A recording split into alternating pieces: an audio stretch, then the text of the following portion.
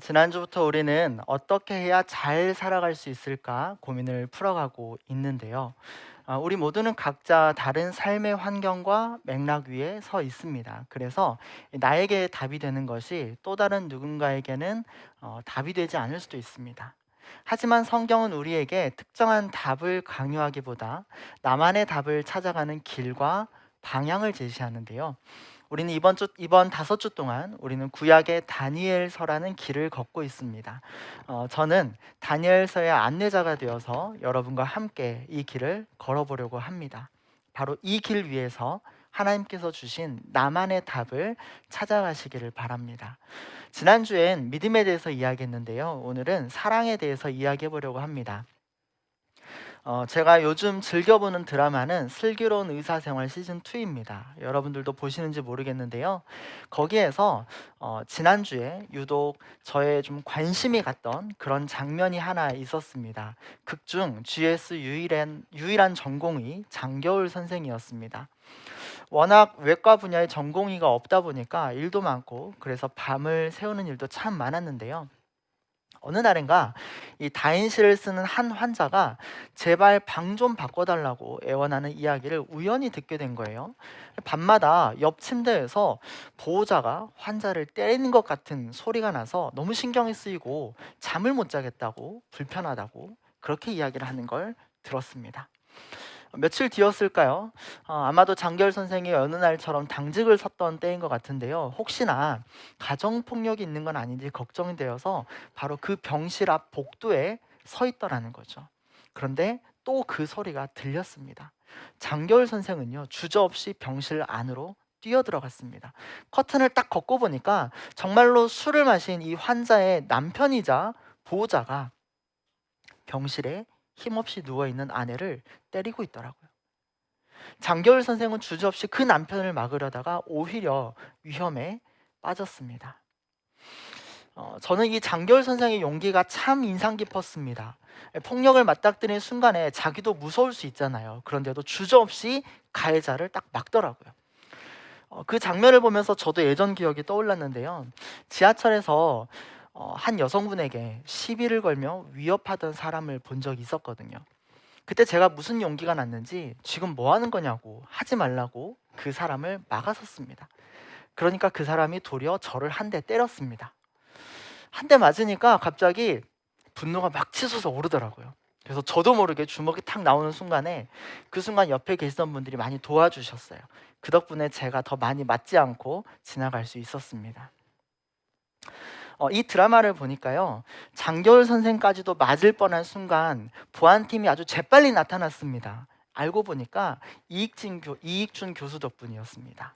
가정폭력이 의심된다고 미리 보안팀의 협조를 구해놓았던 참이었습니다.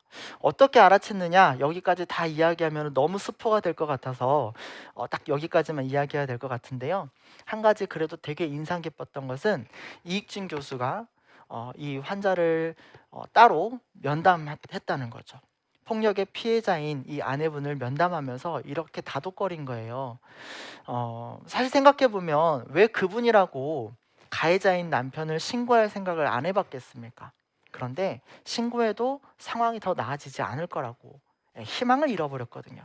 그런데 이익준 교수는 환자분께서 원한다면 얼마든지 우리가 도움을 드릴 수 있다고, 이 어려움에서 빠져나올 수 있다고 그렇게 용기를 불어넣어 주었습니다. 말뿐만 아니라요, 실제로 도움이 되는 대책도 마련해 두었습니다. 그래서 이 피해자는요, 바로 이 곤경의 상황을 극복할 수 있는 의지를 갖게 되었습니다. 장겨울 선생이든 또 이익준 교수든 타인의 어려움을 지나치지 않고 적극적인 관심을 가졌는데요. 누군가는 이 사람들을 보면서 아니 왜 저렇게 오지랖이 넓어? 이렇게 이야기할지도 모르겠습니다. 하지만 때로는 그 오지랖이 누군가를 구원하기도 합니다. 이들은 타인의 어려움을 알게 되었을 때요, 방관자에 머무르지 않았고 그 문제에 함께 참여했습니다. 어려움에 빠진 사람과 함께 대응했고 이 공경의 상황을 극복하기 위해서 애썼습니다. 바로 그 애씀이 절망을 타개할 희망이 되었고요, 어려움을 극복할 용기가 되었습니다. 오늘 우리가 읽은 성경의 다니엘도 타인의 어려움에 그렇게 애썼던 또 한 사람이더라고요. 이때는 바벨론 제국의 느부갓네살 왕 2년째였는데요. 이 느부갓네살 왕이 어느 날 한 꿈을 꾼 거예요. 근데 그게 너무 심상치 않은 거예요. 우리말 성경을 보면 꿈을 한 번 꾸었다는 식으로 나와 있는데요. 원문을 보면은 복수형이에요. 꿈들을 꾸었대요. 그러니까 꿈을 한 번 꾸고 딱 끝난 게 아니라 여러 차례 같은 꿈을 반복해서 계속해서 꾸었다는 걸 암시합니다. 그 당시는 오늘날과는 조금 다르게 꿈을 이해했어요. 꿈이라는 게 예사로운 일이 아니었어요. 신이 자기의 뜻을 알리는 수단이라고 믿었습니다. 그래서 꿈을 풀면 미래와 운명을 알 수 있다고 생각했습니다. 더군다나 누가 이 꿈을 꾸었습니까? 네, 바벨론 제국의 왕이란 말이에요.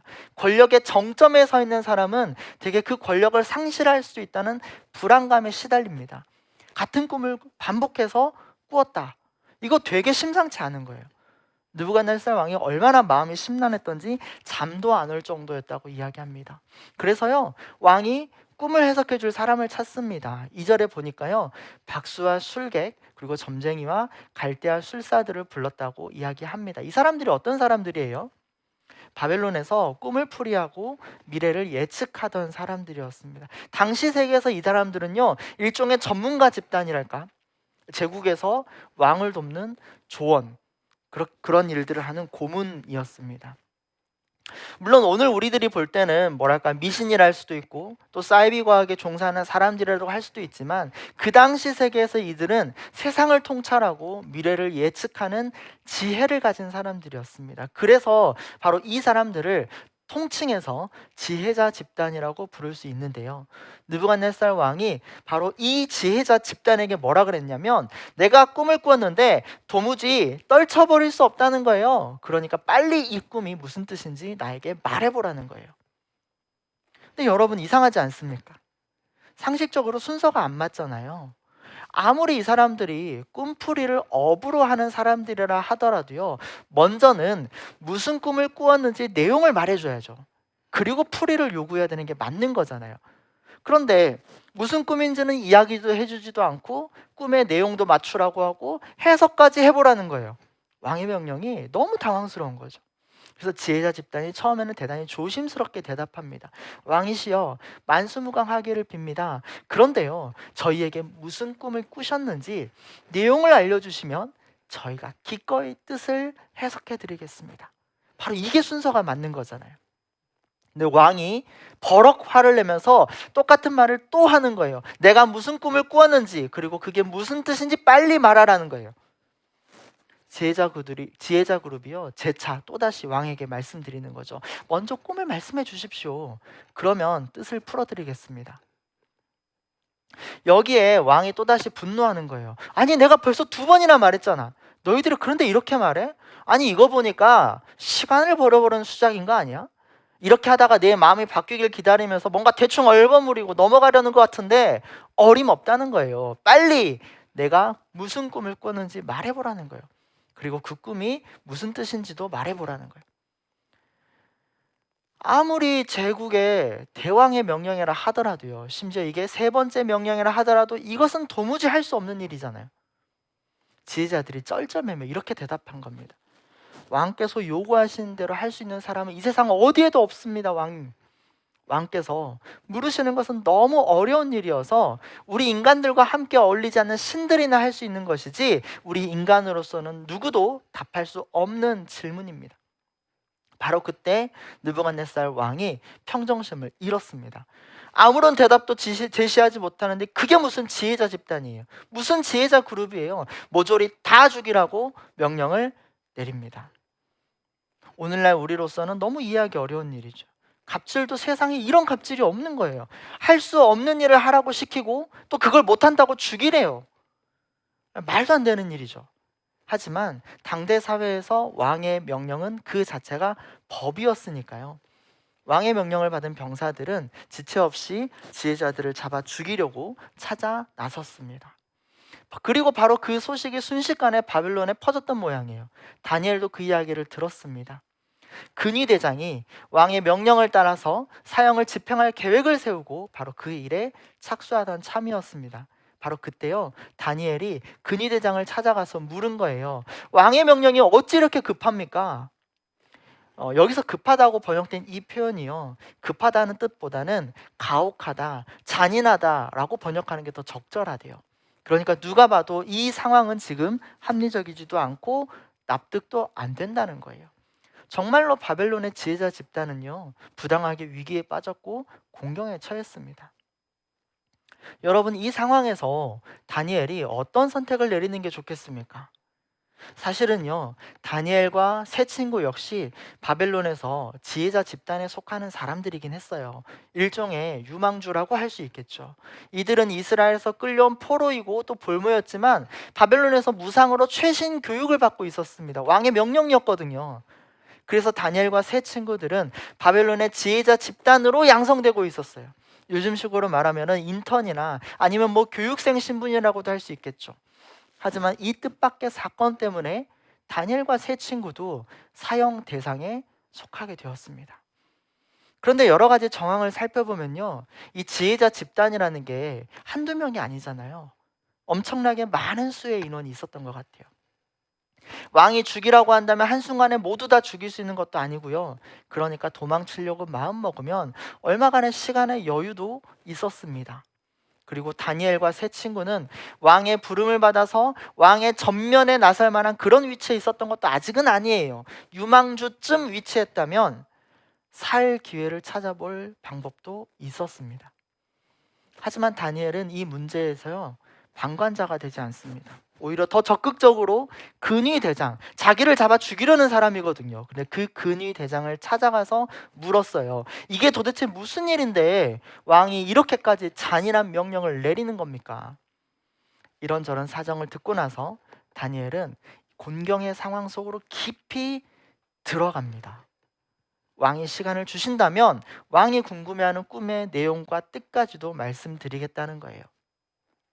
오늘 우리가 함께 읽진 않았지만 18절에 보니까요, 바로 이렇게 이야기를 하고 다니엘이 새 친구를 찾아가서 기도 부탁을 합니다. 하나님께 도우심을 구하자고 해요. 그런데 그 기도의 내용이 대단히 의미심장합니다. 너와 우리들은 다른 바벨론의 지혜자들과 함께 죽지 않도록 하늘의 하나님이 긍휼을 베풀어 주셔서 이 비밀을 알게 해 주시기를 기도드리자, 이렇게 이야기합니다.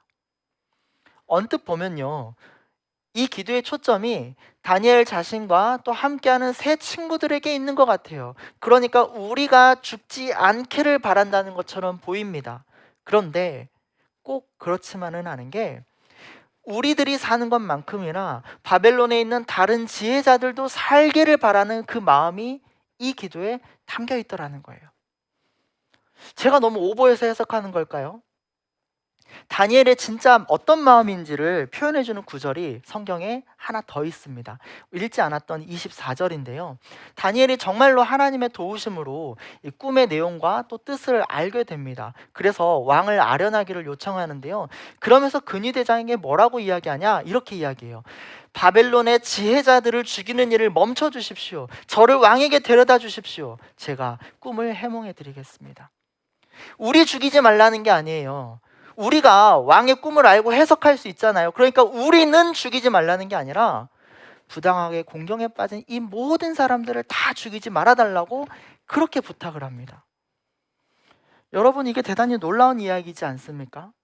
다니엘과 세 친구들이요, 자기들만 구원하는 게 목표가 아니었던 거예요. 우리도 살아야 되겠지만 다른 지혜자들까지도 모두 다 살리고 싶은 거예요. 왜요?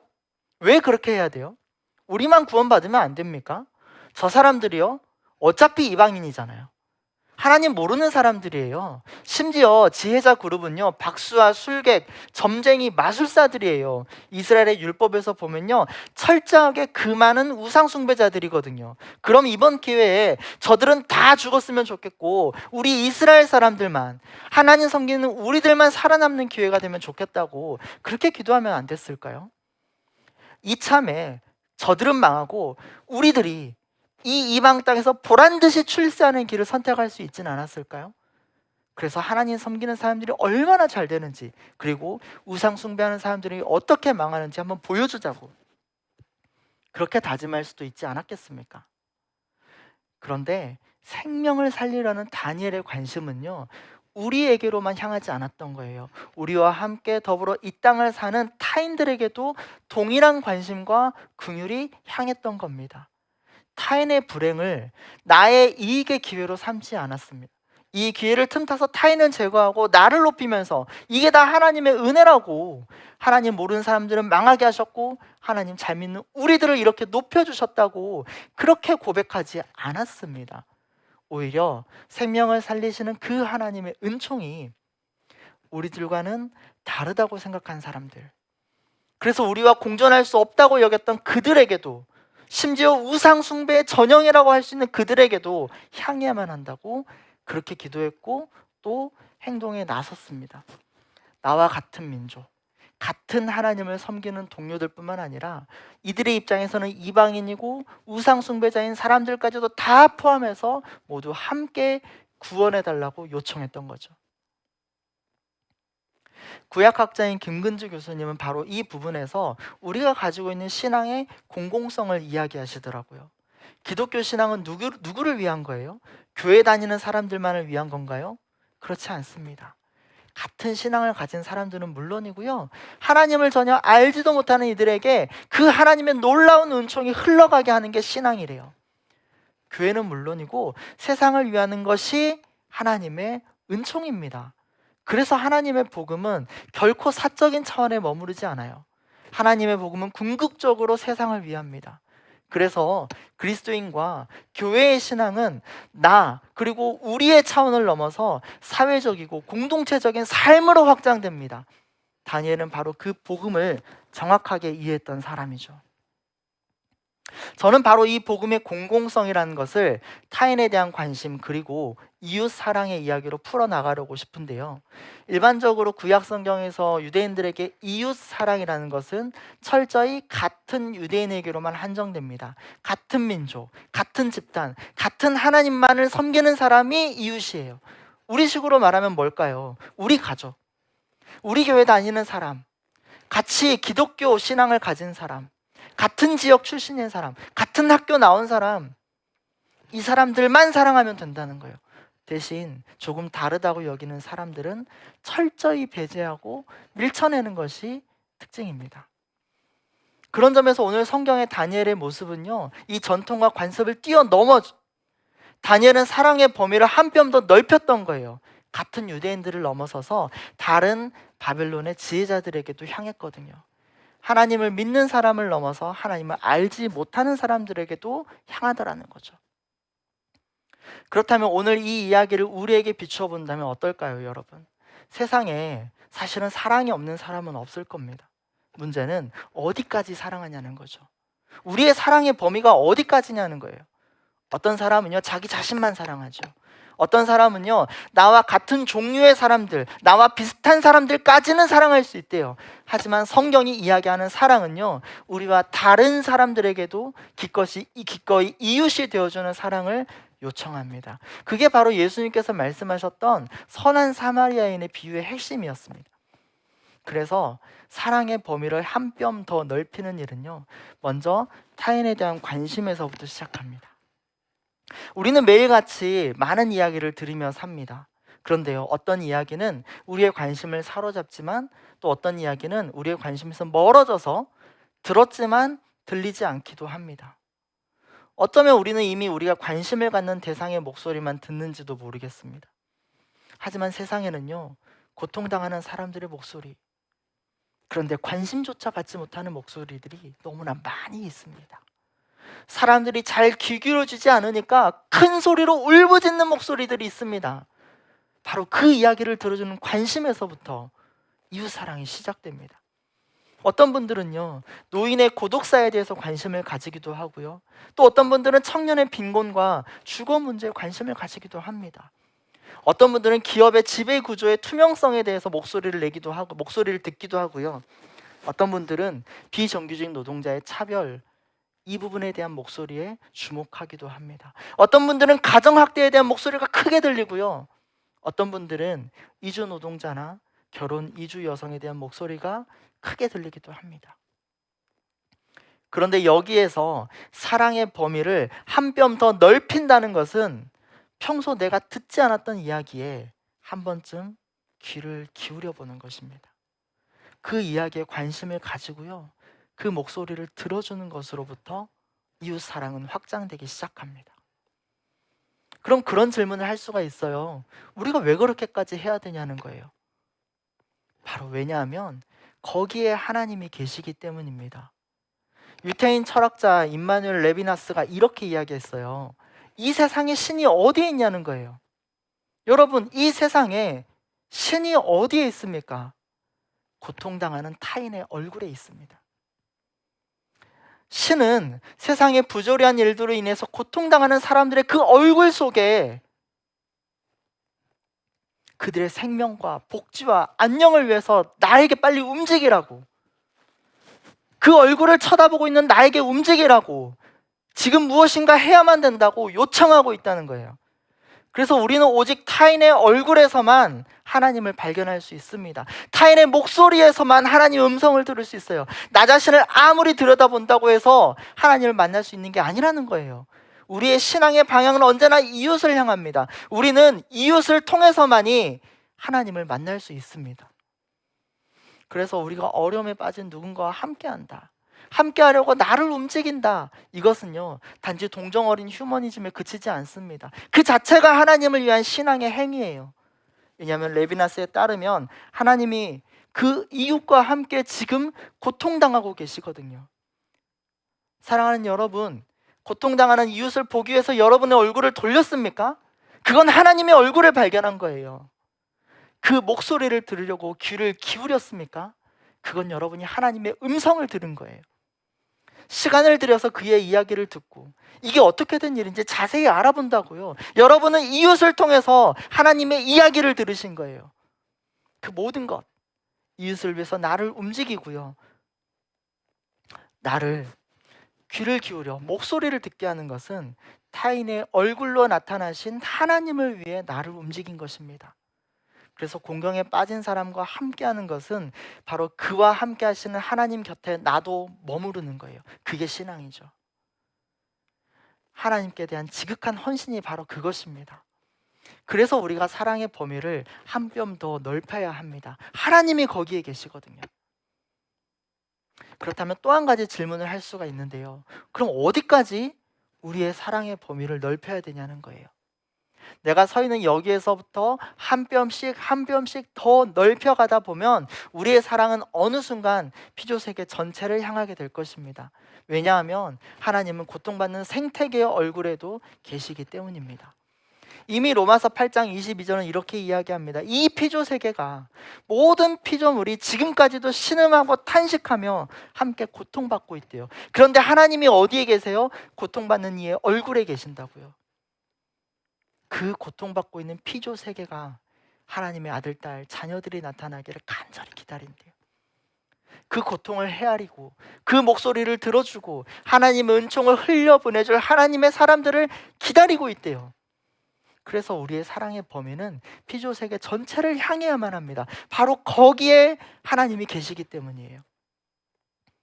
지금도 바로 이 생태계와 지구의 탄식의 목소리를 귀 기울이시는 분들이 많이 있어요. 우리 청년 중에서요, 인스타그램을 보니까 이런 분들이 계셨어요. 바다 쓰레기 중에서 플라스틱이 차지하는 비율이 47%래요. 그래서 4.7km, 손바닥만한 이 바닷거북의 뱃속에서 미세 플라스틱이 104개가 발견됐대요. 그걸 기억하면서 10.4km 마라톤을 하시는 분들이 계시더라고요. 멸종 위기 동물을 구하는 달리기래요. 달리기를 하면서 건강도 좋아지고요, 또 달리는 만큼 비용의 일부가 생태계를 구하는 데 쓰인대요. 플라스틱 빨대 대신에 다회용 빨대를 쓰고요, 비닐봉투 대신 재생봉투를 사용하고요. 너무 의미 있는 일이지 않습니까? 거창한 일이 아니더라도 이렇게 삶의 소소한 부분에서부터 그렇게 생태계를 지키는 움직임에 내가 참여하는 거예요. 지구의 위기, 그건 너희들의 문제지. 아니요, 그렇게 내버려 두지 않고 방관하지 않고요, 내가 이 일에 참여하는 거예요. 바로 그 움직임이 그리스도인들이 함께 넓혀가야 할 사랑의 범위에 들어갑니다. 그래도 또 한 가지 고민이 드는 게 있어요. 그건 과연 우리가 그렇게 사랑할 수 있냐는 겁니다. 지긋지긋한 자기 중심성에 사로잡힌 내가 나를 넘어서 이웃에게로 사랑의 범위를 한 뼘씩 넓혀갈 수 있냐는 거예요. 해야 되는 것과 할 수 있다 사이에 간극이라는 게 있잖아요. 이상과 실존 사이의 간극이 결코 좁지 않다는 것을 우리가 너무 잘 알고 있기 때문입니다. 더군다나 때로는요, 내가 마음을 다해 사랑했는데 그에 알맞은 사랑이 돌아오기보다 거절이 돌아오기도 하잖아요. 때로는 나 자신을 위험에 빠뜨리는 상황이 돌아오기도 합니다. 왜 그런 속담 있잖아요. 물에 빠진 사람 건져주었더니 보따리까지 내놓으라고 한대요. 그런 일을 겪으면 사랑의 범위가 생각나겠습니까? 더 이상 한 뼘이 아니라 반 뼘도 더 안 넓히고 싶어지죠. 정반대로 한 뼘, 두 뼘이라도 더 좁혀가고 싶어집니다. 다시는 안 도와주고 싶은 거예요. 그런데 만약에 우리가 믿는 하나님도 그런 일을 겪어보셨다면 어떻겠습니까? 우리를 향한 하나님의 사랑이 혹시 그런 사랑 아니었습니까? 아낌없는 사랑으로 우리와 함께 하셨는데 우리는 하나님께 무엇을 돌려드렸습니까? 우리가요, 하나님께 드린 게 저항과 배반은 아니었습니까? 우리를 구원하시려고 주님께서 이 땅에 오셨잖아요. 근데 우리는 그 예수님을 도리어 십자가에 못 박았습니다. 하나님은 우리를 향해서 계속해서 사랑의 범위를 넓혀 오셨는데 그분이 겪으신 것은요, 적절한 대가나 합당한 반대급부가 아니었어요. 우리의 배신과 배반이었어요. 끝내 그분은 십자가에서 죽으셨습니다. 그런데도 하나님은 우리를 향한 사랑을 멈추지 않으셨어요. 실패와 배반의 가능성까지도 끌어안고 하나님은 사랑의 범위를 넓혀 가시더라는 거예요. 그렇게 우리를 포용해 주셨죠. 바로 그 사랑입니다. 그 사랑이요, 우리 안에 있어요. 왜냐하면 우리 마음속에 거하시는 성령님이 그 사랑의 하나님이시잖아요. 우리가 하나님의 사랑에 사로잡힐 때 우리는 실패의 가능성을 극복하고 용기 내어서 사랑의 범위를 한 뼘 더 넓혀갈 수 있습니다. 우리와 같은 사람은 물론이고 다른 사람들에게도 관심을 갖게 됩니다. 하나님을 아는 사람은 물론이고 하나님을 알지 못하는 사람들에게도 긍휼과 은총을 흘려보낼 수 있습니다. 사람들뿐만이 아니죠. 자연과 피조계 전체로도 하나님의 은총을 흘려보낼 수 있습니다. 바로 그럴 때 하나님은 교회의 하나님이 아니라 세상의 하나님으로 선포되고 세상은 하나님의 뜻으로 가득 차게 될 것입니다. 우리가 그렇게 산다면 그래도 우리 나름 괜찮게 살고 있다고 말할 수 있지 않겠습니까? 사랑하는 청년 여러분, 우리는 어디까지 관심을 가질 수 있습니까? 우리는 어디까지 사랑할 수 있습니까? 우리가 서 있는 그곳에서 딱 한 뼘만 더 넓혀 봅시다. 한 뼘이 힘들다면요, 반 뼘이어도 좋아요. 애써 봅시다. 몸부림쳐 봅시다. 하나님은 우리의 완벽함에서 일하시는 게 아니라 우리가 애쓰는 그 움직임에서 일하시는 거예요. 그렇게 다니엘이 애썼거든요. 그 덕분에 바벨론의 모든 지혜자들까지도 구원해냈거든요. 우리가 우리 자신을 넘어서 사랑의 범위를 교회와 세상과 피조세계 전체를 향하게 한다면 그렇게 이 세상을 구원하는 하나님의 동역자로 쓰임받을 수 있지 않겠습니까? 그리고 그 정도면 잘 사는 것 아니겠습니까? 바로 그 지혜가 여러분에도 있기를 소망합니다. 기도하겠습니다.